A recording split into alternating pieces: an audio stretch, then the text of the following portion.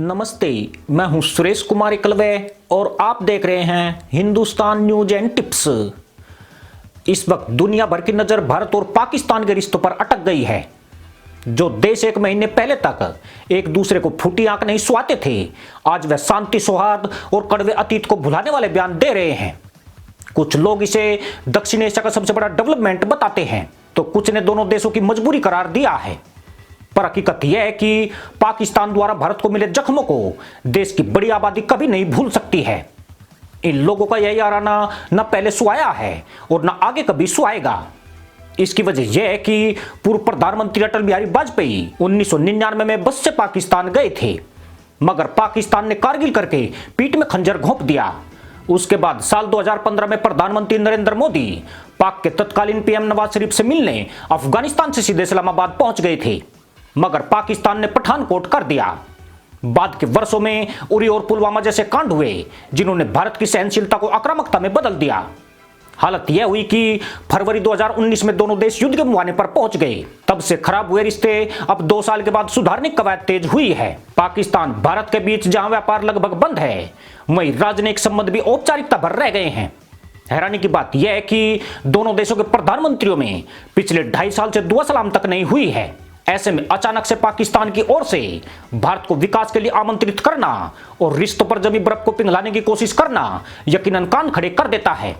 खासकर वे लोग हैरान हैं जो दोनों देशों की घरेलू राजनीति को नजदीक से जानते हैं। यह भी दोनों देशों के लिए स्वाभिमान का प्रश्न है कि वे अपनी तरफ से झुकने की शुरुआत नहीं करेंगे, मगर यहां तो शुरुआत ही पाकिस्तान ने करके कई जिज्ञासाओं को जन्म दे दिया है। पाकिस्तान में चुनी सरकारों से ज्यादा सेना को अहमियत दी जाती है। पिछले हफ्ते इमरान खान ने भारत से रिश्ते सुधारने के संकेत दिए थे, तब दुनिया ने उनके बयान पर ज्यादा नोटिस नहीं किया, लेकिन उनके बयान के ठीक अगले दिन सेना प्रमुख जनरल कमर जावेद बाजवा ने कड़वाहट वाले अतीत को बुलाकर आगे बढ़ने वाला बयान देकर पूरी दुनिया को हैरत में डाल दिया। खुद पाकिस्तानी जनता भी इस बयान में सकते में आ गई थी, पर चूंकि बयान सेना प्रमुख ने दिया था, इसलिए उसकी गंभीरता कहीं ज्यादा थी और इस पर गधैया नर्तन ना हो यह बिल्कुल भी मुमकिन नहीं था।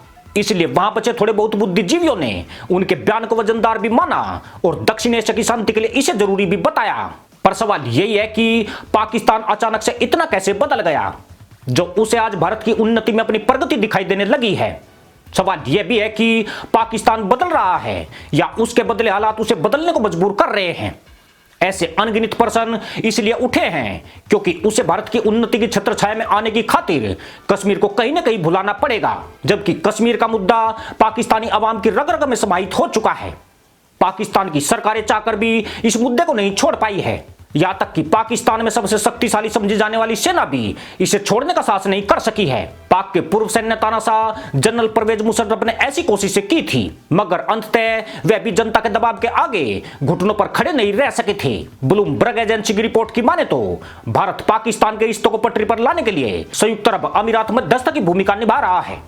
इस बात में थोड़ी बहुत सच्चाई हो सकती है, मगर दोनों ओर जो तनाव है उसका बोझ उठाना संयुक्त अरब अमीरात के बूते की बात नहीं है। यूं भी संयुक्त अरब अमीरात के पाकिस्तान से रिश्ते अब उस स्तर के नहीं रहे हैं। इजराइल से उसके रिश्ते स्थापित होने से पाकिस्तानी जनता में यूएई की स्वीकार्यता कमजोर पड़ी है। ऊपर से यूएई ने पिछले दिनों पाकिस्तान स्टेट बैंक में जमा $1 अरब की मैच्योरिटी अल्टीमेटम देकर कराई है।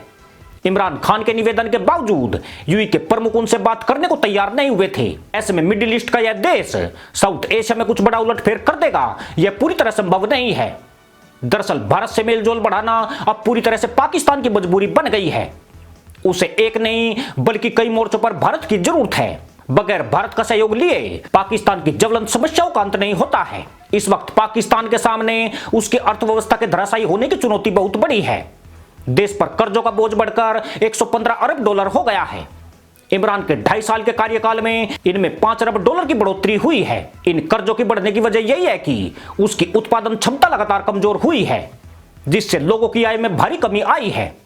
देश की पूर्ति करने के लिए उसे आयात ज्यादा करना पड़ रहा है, जिससे आयात घाटा भी लगातार बढ़ा है और महंगाई तो 3 दशक के सारे रिकॉर्ड तोड़ गई है। पाकिस्तानी सरकार इस वजह से लोगों पर टैक्स का बोझ नहीं डाल सकी, जिससे उसका राजस्व घाटा 6% तक नीचे गिर गया।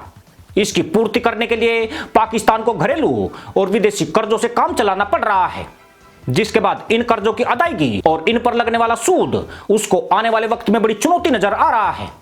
ऊपर से FATF की ग्रे लिस्ट उसके लिए करारी चोट साबित हुई है।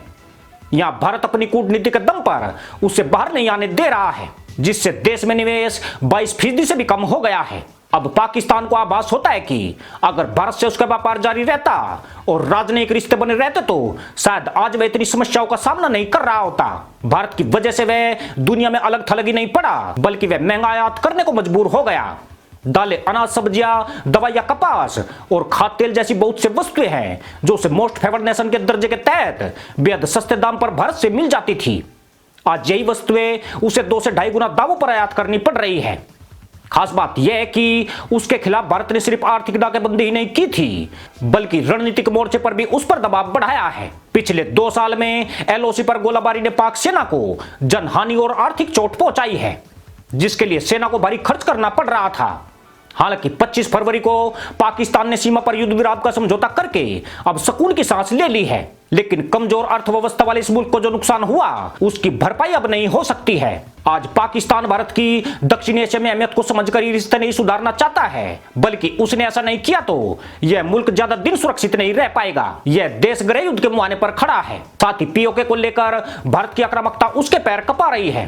फिक्र यही है कि देश में अप्रत्याशित हालात बने तो कहीं भारत POK को ही ना खा जाए।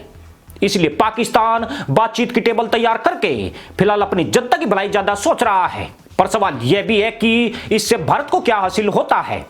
ऐसा सवाल इसलिए भी उठा है क्योंकि भारत कह चुका है कि आतंकवाद और वार्ता एक साथ नहीं चल सकते हैं।